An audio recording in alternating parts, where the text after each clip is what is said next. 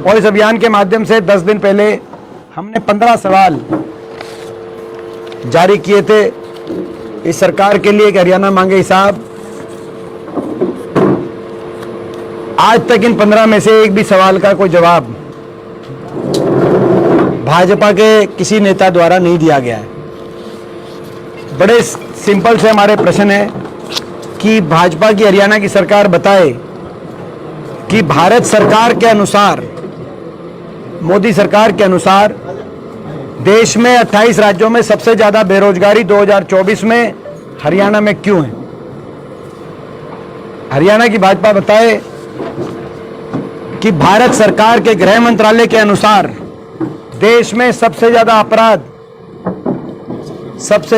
दर हरियाणा में क्यों है। देश में सबसे ज्यादा फिरौती, देश में सबसे ज्यादा अपहरण, देश में सबसे ज्यादा डकैती, देश में दूसरे नंबर पे हत्या दर के रूप में एनसीआरबी की मार्च की 2024 की रिपोर्ट क्यों बता रही है कि देश में सबसे ज्यादा अपराध दर हरियाणा में है।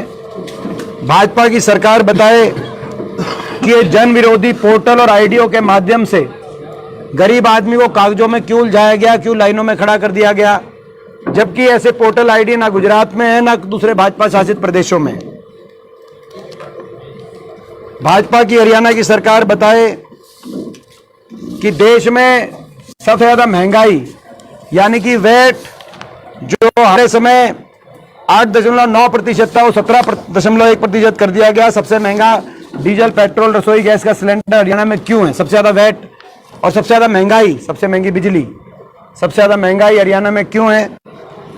भाजपा की सरकार बताए कि भाजपा बैकवर्ड समाज के अधिकारों को छीनने का काम इस सरकार ने किया, चाहे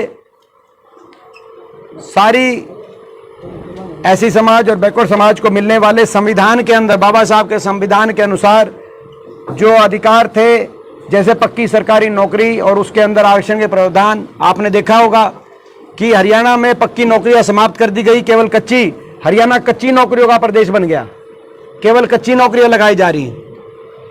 या तो 2 लाख पद समाप्त कर दिए, कच्ची नौकरी बिना रिजर्वेशन, बिना पेंशन, बिना मेरिट के लगाई जा रही हैं। 5 साल में मात्र 10,000 पक्की नौकरी हरियाणा में मिली, जिसमें भी बाहर के बच्चे, हरियाणा से बाहर के नौजवान ज्यादा भर्ती हो गए। बाकी तो नौकरियां जो निकली वो भर्ती घोटालों, पेपर लीक घोटालों और सीटी के में उलझ के रह गई। हरियाणा के युवाओं का शोषण किया जा रहा है। और आपने ये भी देखा होगा, गरीब की सारी योजनाओं को बंद करने का काम इस सरकार में हुआ। चाहे 100 गज के प्लॉट की योजना थी, जिसमें एससी और बीसीए समाज और बीपीएल के क्षत्रिय बिरादरी के पात्र परिवारों को लाभ कांग्रेस ने देने का काम किया था। ऐसी सारी योजनाओं को बंद करके एससी और बैकवर्ड क्लास और गरीब आदमी के अधिकारों को वंचित करने का काम सरकार ने क्यों किया। भाजपा सरकार ये बताए और ये भी बताए कि खेलों में नंबर 1 हरियाणा अब पंजाब से आगे निकलता हुआ नशे में नंबर 1 हरियाणा कैसे हो गया। आज पंजाब से ज्यादा पिछले 3 साल से drug related overdose death Haryana में आ रही हैं। पंजाब से भी आगे निकल गया हरियाणा। ये भाजपा सरकार को ये बताना चाहिए प्रदेश के लोगों को। और ये भी बताए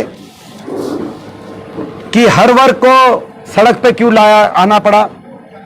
500 स्कूलों में धरने हुए, देश में इतिहास बना, क्योंकि 5000 स्कूल मर्ज या बंद हो गए थे, तो 500 स्कूलों के आगे छोटे छोटे बच्चों ने धरने देने पड़े। हमारी बेटियों को जंतर मंतर पे जाके अपने न्याय के लिए धरने देने पड़े। हमारे किसानों को एमएसपी के लिए धरने देने पड़े। कर्मचारियों को ओल्ड पेंशन स्कीम के लिए धरने देने पड़े।